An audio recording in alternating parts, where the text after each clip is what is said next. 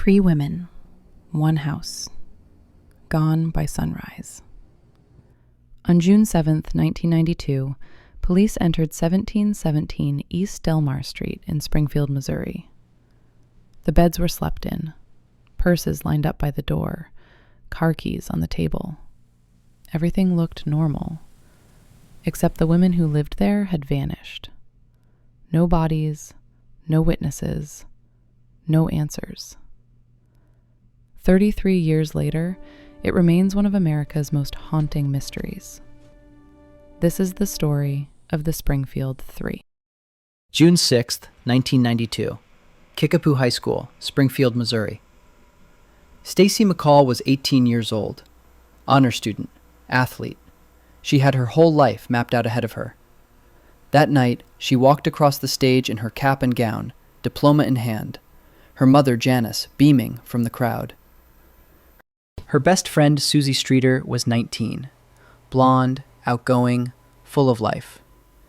The two had been close since 2nd grade. The two were inseparable.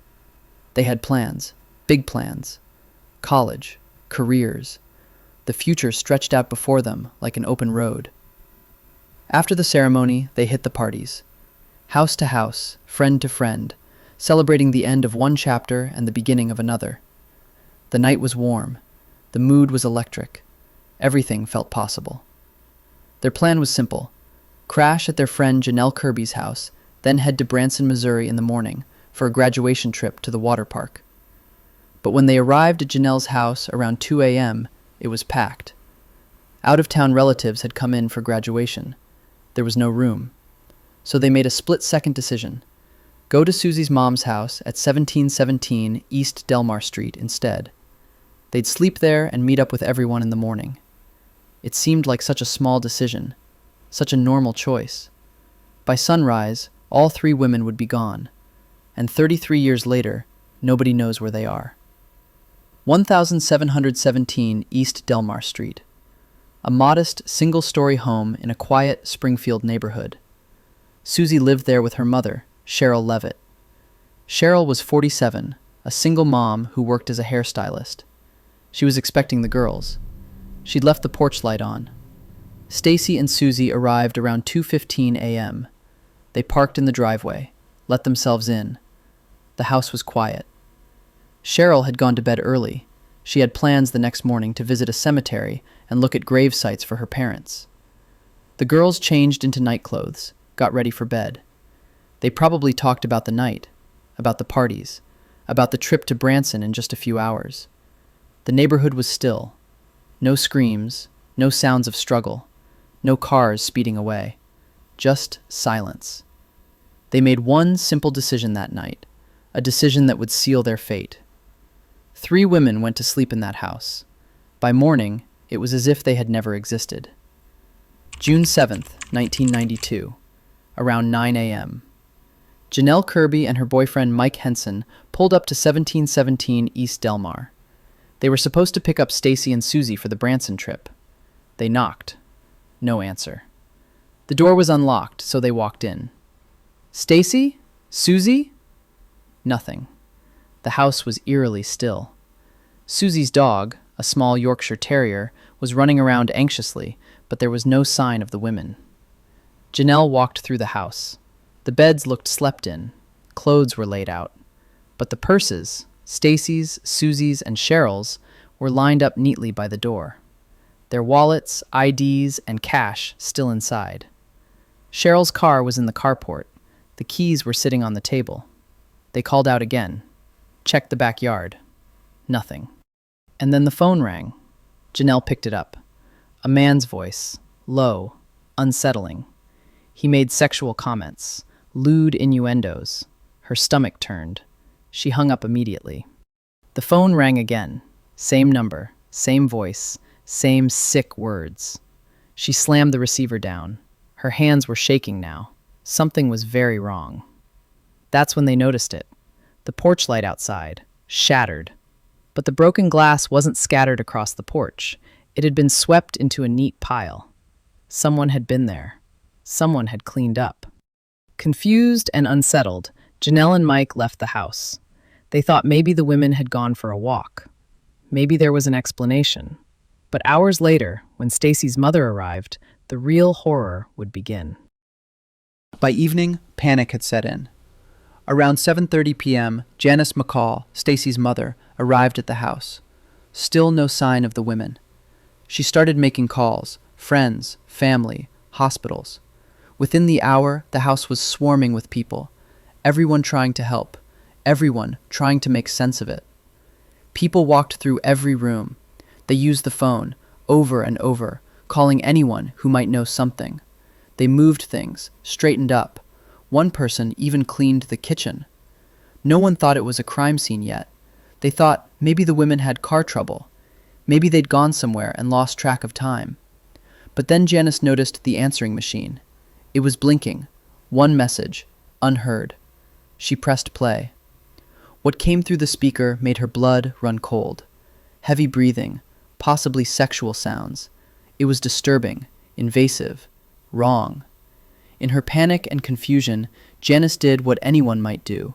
She hit delete, just erased it. She didn't think. She just wanted it gone. By the time police arrived later that evening, the scene was hopelessly compromised. Fingerprints smudged, footprints trampled, evidence disturbed. With every passing minute, crucial evidence had been destroyed. But that erased message, that single piece of evidence, could have changed everything. Because on that call was something police would never get to hear. What was on that message? Was it a threat? A confession? Or was someone calling to check if their crime had been discovered? The people who heard that message, both the obscene phone calls Janelle received and the answering machine message Janice erased, all described the same chilling tone. Disturbing, intentional, meant to intimidate. Some said it sounded like heavy breathing. Others described sexually explicit sounds, like someone performing a lewd act while on the phone. One witness said it made her skin crawl. But here's the devastating truth. No one preserved it. Police never heard the message. They never traced the number. They never identified the caller. Investigators believe that message could have been the key. A voice, a phone number, a lead that could have cracked this case wide open. Instead, it vanished. And with it, possibly the only direct evidence linking someone to that house. But there was one person police immediately suspected. Dustin Rekla, Suzie's ex-boyfriend. Their relationship had been volatile. On again, off again.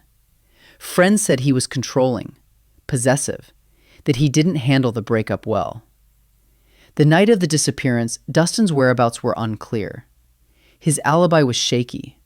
His story kept changing. Police brought him in for questioning.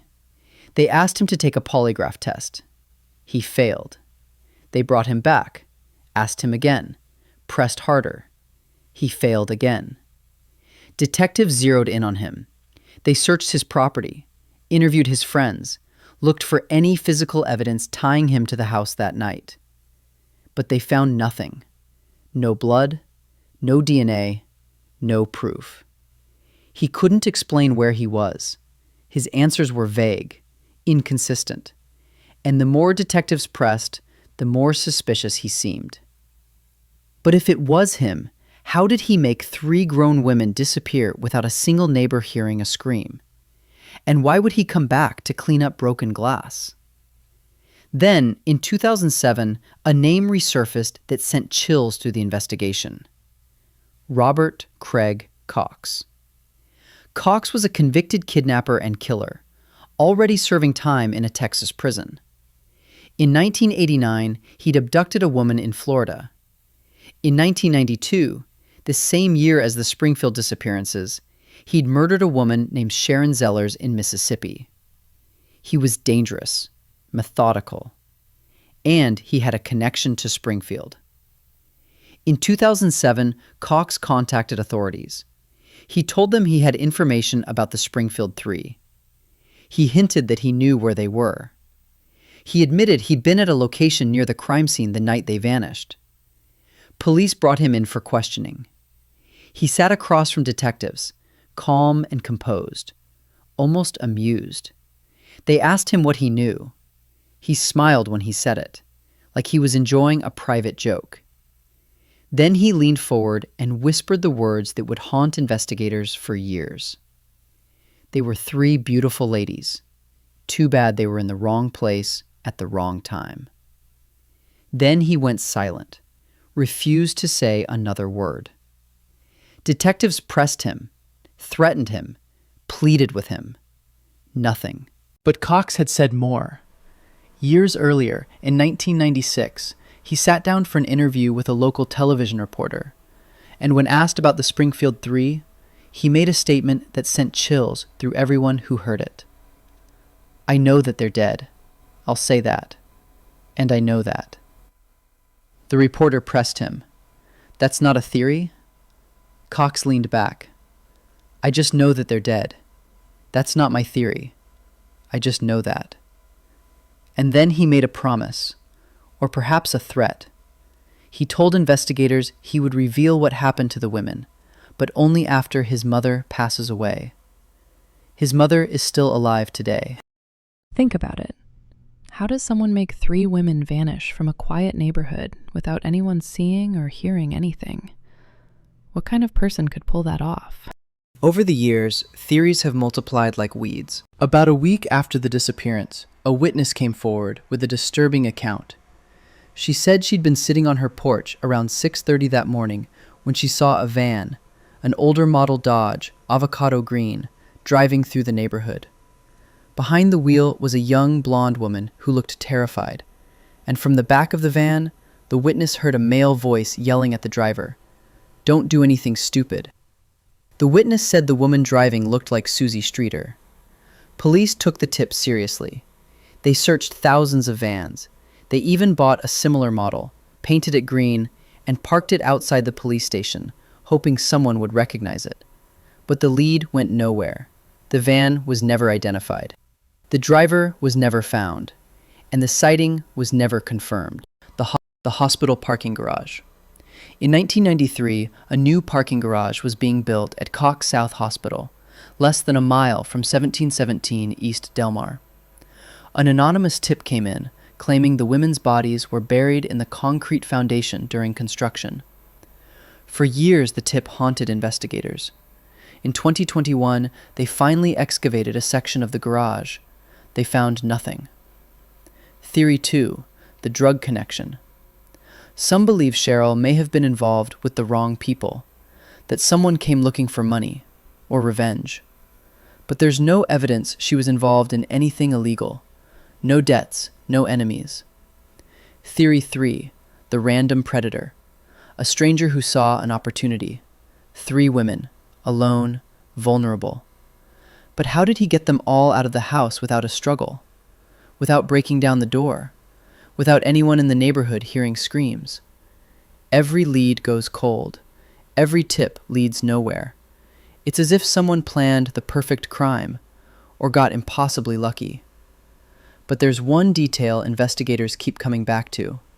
One piece of evidence that suggests whoever did this knew the house, knew the family, maybe even knew the women. Think about it. There was no forced entry. The door was unlocked, yes, but the women didn't barricade themselves in their rooms, didn't call 911, didn't try to escape. The beds were slept in. The house wasn't torn apart. There were no signs of a violent struggle. Whoever came to that door, the women either let them in or they had a key. And the broken porch light? That wasn't random vandalism. The glass was swept into a neat pile. Someone didn't want to leave obvious evidence. Someone wanted the scene to look normal, undisturbed.